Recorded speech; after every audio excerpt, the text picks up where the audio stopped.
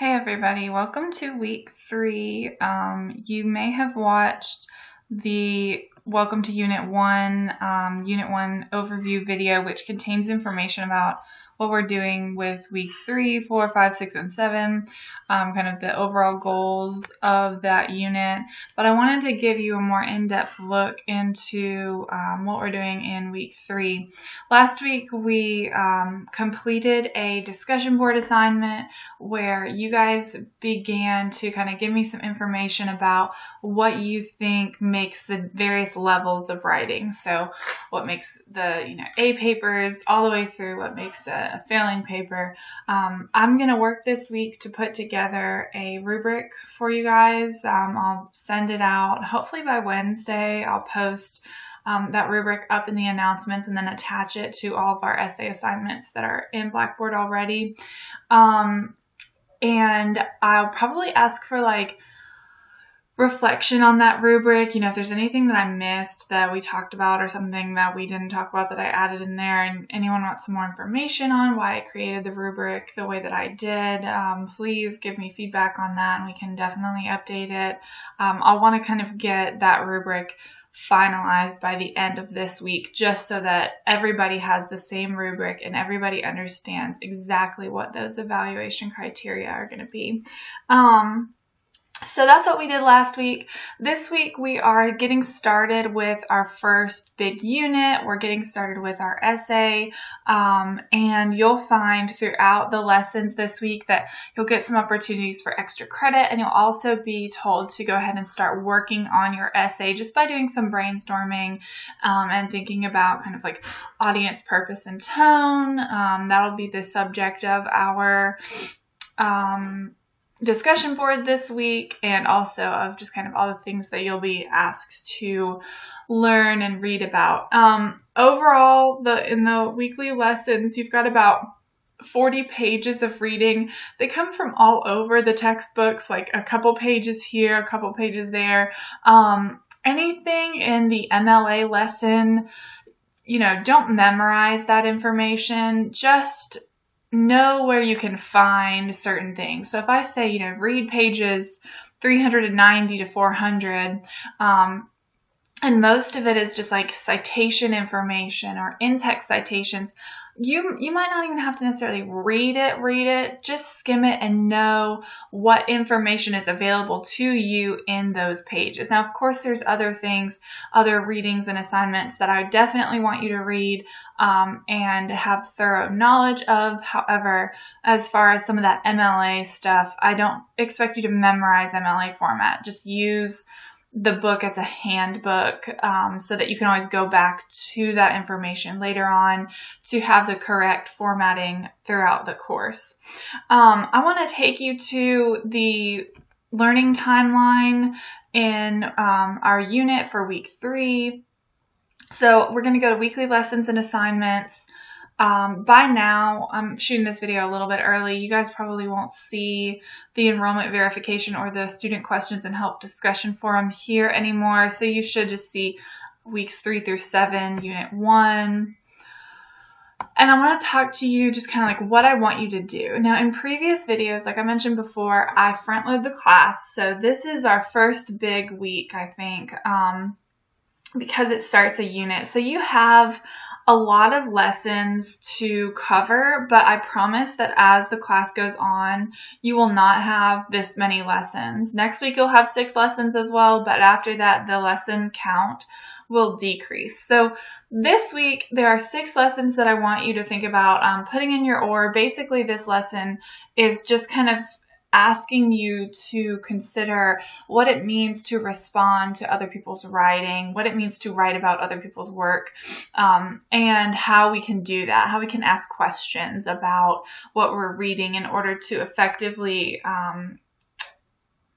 make use of our studying and our knowledge about a topic or whatever. You'll also learn about annotating. It's a very short lesson. It's like one video, and there's an extra credit assignment in there where I ask you to do some annotating of your own and take a picture, upload it to Blackboard, and just prove to me that you've practiced annotating.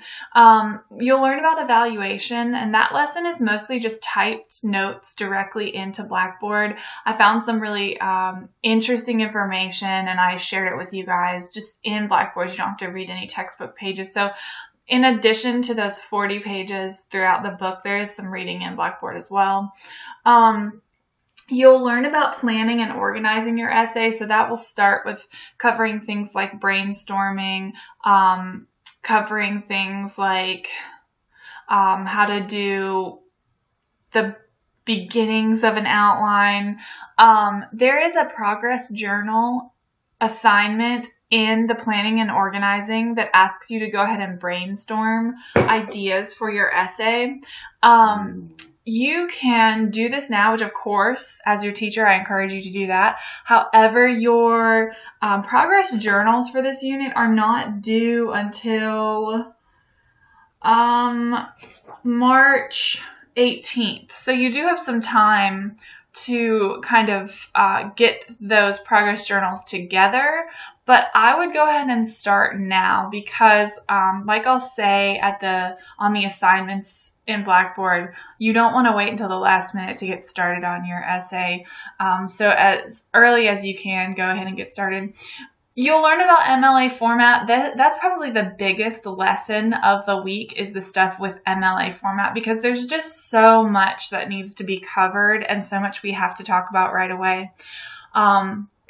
With MLA, like I said before, do not memorize it because MLA always changes. I mean, you're going to look at something this semester, and then who knows, in 2 years MLA will change again. And if somebody asks you to write some paper in MLA format, you might have to go back to your handbook. So I don't really recommend memorizing anything other than the very, very basics. The MLA lesson at the bottom, like at the very end, the last page, you'll find an extra credit assignment, which basically just asks you to format a document in MLA format. In terms of extra credit, like when is that stuff due? Your annotating extra credit is due by the end of the unit. So as long as you have that turned in by week 7, then you're good to go. With MLA format, you have the whole semester to do that extra credit. Some of you are like, great, I'm going to do it now. Some of you are like, I'll do it later. Just don't forget about it. I might never again remind you about that extra credit, but just know that it's there. Finally, we'll talk about what makes writing effective. Again, I think I just share some notes in this lesson with you guys, and that will be particularly useful for the discussion board assignment this week. So as you can see down here, please know that you do have a discussion board due Monday, February 19th. Due Sunday, February 25th, but I want you to start posting to the discussion board on Monday, February 19th. So start all week. Let's take a look at that discussion board assignment. I'm going to go back to our unit folder here and scroll down to assignments. So here it is. The first thing that you're going to see is a learning module that just asks you to review a couple of things before you begin the discussion board. If I look at this in student view, which is going to take me all the way back to the beginning. Gosh, that's annoying. 1 second, y'all.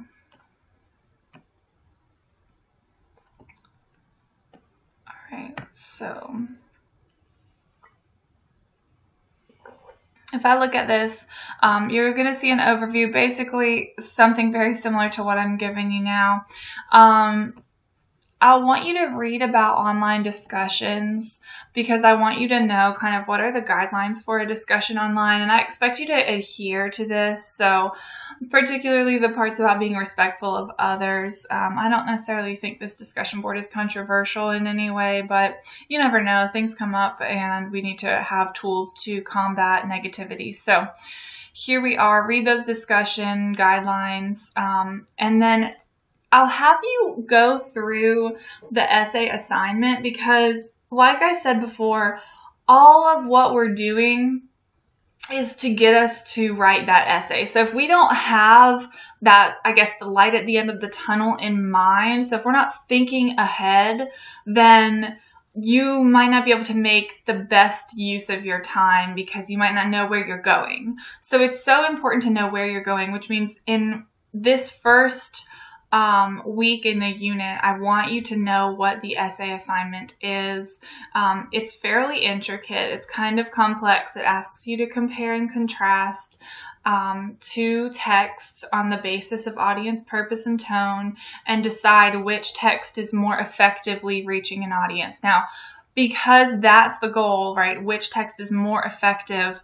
That is the whole point of our discussion board here. So I'm going to go through the assignment for this week, and this is probably the last thing that I'll talk to you guys about, so the video is almost over. You can view how to add discussion threads, information, your own responses, whatever you want to call them, to the discussion board by clicking this link if you want. Again, it's due Sunday, February 25th by 1 minute to midnight, 11:59 p.m. Please post early. Please post often. There are requirements for how many times you post. I'll get to those in a little bit. So within the discussion board, you're going to find a couple of forum titles. You're going to find titles like, what does it mean to evaluate? What does it mean to analyze? What makes writing effective, which I think is a particularly interesting question. And how can understanding audience purpose and tone benefit you outside the academic world? So we're really in this discussion board just kind of brainstorming good writing, brainstorming certain definitions of words, brainstorming audience purpose and tone and the purpose of understanding audience purpose and tone, not just for essay writing. And so what I want you to do, and I think that this discussion board is fairly easy, I want you to choose 3 of those forum titles. So there's 4 total questions. There's extra credit, but that doesn't count. So pick 3 of those out of the 4 and respond with an answer to the question. So if the forum title says, what does it mean to analyze? That's the topic of your original response. You will reply, so I'm kind of going over this highlighted information here. You will reply to whatever first question you've chosen with a paragraph of about 5 to 8 sentences. There's no right answers. There's just thoughtfully crafted and supported answers. So as long as you're writing something that makes sense, as long as you're supporting your ideas, maybe using some examples or talking about, you know, things, personal examples, personal experience, whatever you can think of to support your ideas, add that in there. Don't just make overarching claims without actually backing up, you know, what you're thinking here. This is an informal assignment, so it's okay if you say like, I think effective writing is this, or I think analyzing is this. There's no problem there. So you'll do that 3 times. You'll pick 3 different questions to respond to, and you will answer the prompt question there. Now, that's kind of like the first thing I want you to do. And then, of course, like I said, post early and often. That means I want you to go back into the discussion board later on and reply to 4 classmates. So make sure when you're replying, you're not just saying things like, oh, cool, I agree with you, or yeah, good point. Make sure that your responses and your replies are actually content like, well, I disagree because of this reason, or I agree because of this reason. Oh, I like that you said that. Here's another example of something you're talking about. Essentially, you want to have a conversation with your classmates. You want to make sure that you're really furthering those ideas there. So ensure that your reply is something like 3 to 5 sentences in your post. Now, again, like I said, I'm really just looking for your answers to be thoughtful. I'm looking for a specific length. And then, of course, I'm looking for you to be somewhat grammatically correct. If you have a comma error here and there, no big deal. But if it's illegible or I can't really understand what you're saying, I will deduct some points. There is extra credit in there. And so if I go back up just a little bit, ask a question about the essay. That's the extra credit. You can get 5 extra credit points added to your discussion by asking a question. And questions can be anything. If you just want the extra credit points but you don't really have a question, maybe ask a question that someone else might have or you foresee someone having a question about. That's perfectly fine too. Just make sure that you read through what questions have been posted already and you don't double up. That's kind of annoying. So you can do extra credit. Just know that I don't accept late extra credit. So post those before the deadline. All right, y'all, I think that covers everything.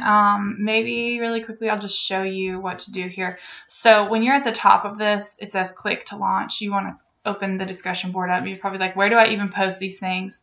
Click to launch and you will find, gosh, this is in the way. You will find all of those forum questions. And so you select the one that you want to reply to. You load it, read the question, click reply,